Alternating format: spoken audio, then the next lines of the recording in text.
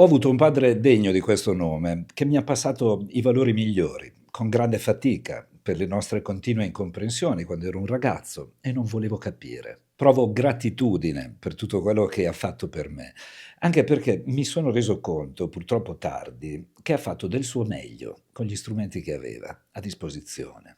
Tuttavia, ho dei ricordi di alcuni suoi comportamenti nei confronti di sua moglie, che è tuttora mia madre, sui quali già da bambino mi facevo delle domande che spesso non trovavano risposta.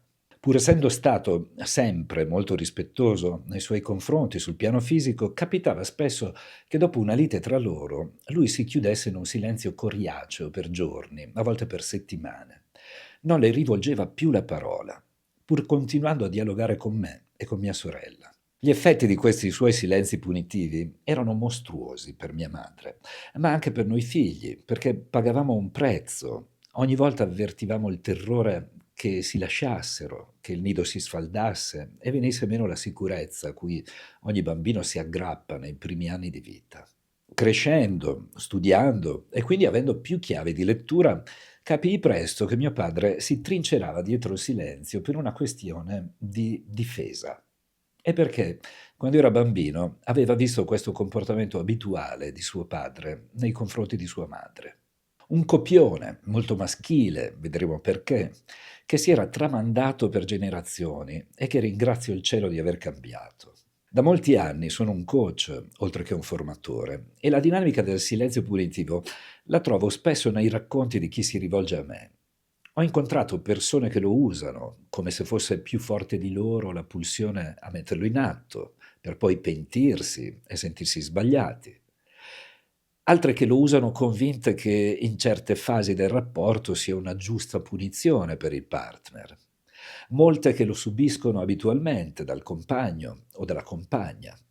Oggi voglio parlare degli effetti, del dietro le quinte, di cosa succede sul piano emotivo in chi si trova ad avere a che fare con un partner che ha questa abitudine, perché non è così ovvio come potresti credere. E se lo fosse, dovremmo chiederci perché così tante persone ci si trovano invischiate, sia in maniera attiva che passiva. Forse perché, come dico da anni, a volte l'ovvio ha su di sé un bagliore accecante che ci impedisce di vederlo.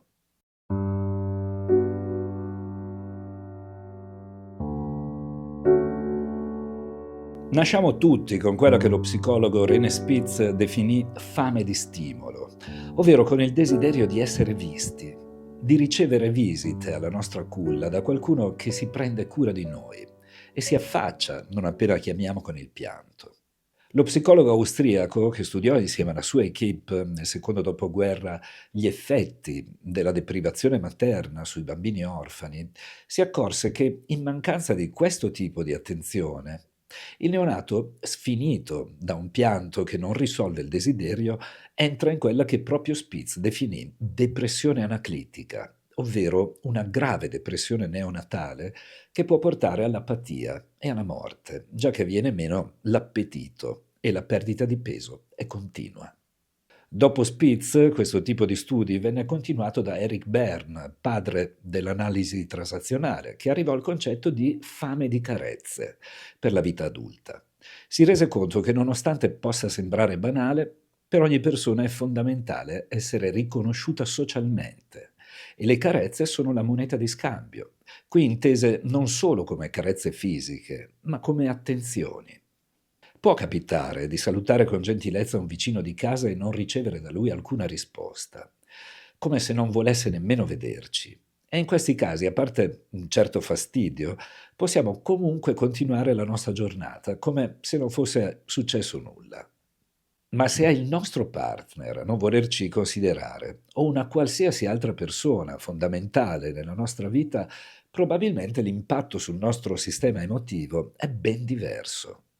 Se è il nostro partner o un collega a escluderci dal suo sguardo, a ignorarci, a far finta che non esistiamo, non è facile accettarlo, perché viene meno il nutrimento dato dagli stimoli e dall'interazione. Ecco che in un rapporto di coppia il silenzio punitivo è una di quelle armi più feroci, perché relega chi lo subisce in uno stato di incertezza emotiva. Come ho accennato, questi tipi di silenzio sono attuati più frequentemente dai maschi che dalle femmine, per un semplice motivo. Il sistema emotivo della donna la spinge alla relazione, alla protezione, al consolidamento del nido e quindi a trovare più facilmente, velocemente un modo per riparare le rotture. Il sistema del maschio, invece, dalla notte dei tempi, è più facilmente indirizzato alla prevaricazione, al voler aver ragione, a meno che il maschio di turno non abbia aperto almeno uno spiraglio alla sua dimensione femminile.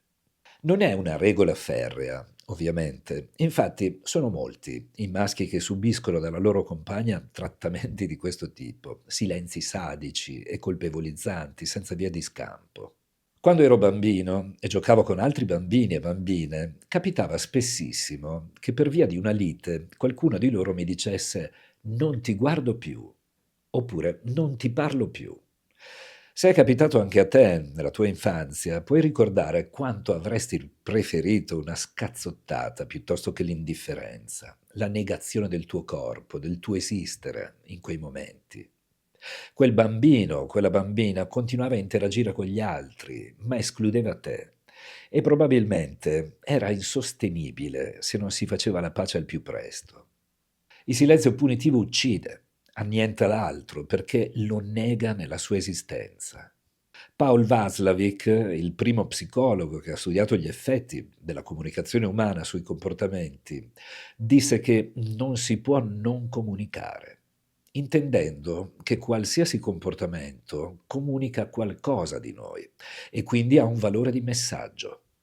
Il silenzio è un comportamento che comunica chiaramente qualcosa, a seconda del contesto, del momento, di chi è a rimanere zitto, di come sono le sue espressioni non verbali e questo comportamento influenza gli altri.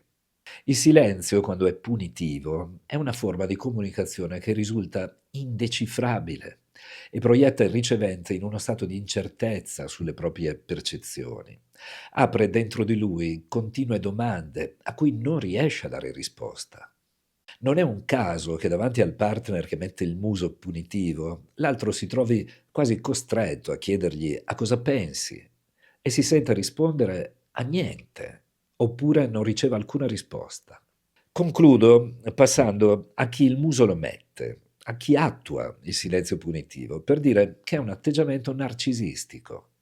Chi violenta l'altro con il silenzio probabilmente ha il desiderio recondito non solo di punire l'altro, ma di apparirgli come un enigma da risolvere per salvaguardare la propria grandiosità. Ecco perché si tiene lontano da un confronto aperto. Ecco perché evita una comunicazione confidenziale. Perché teme che si svelerebbe la sua pochezza. Oppure perché semplicemente, in fondo, sa di avere un bel pezzo di torto, ma ha paura ad ammetterlo per non trovarsi di fronte alla sua miseria. Se è un argomento che ti ha toccato in qualche modo, scrivimi la tua esperienza nei commenti e sarò felice di leggerti. Buon cammino.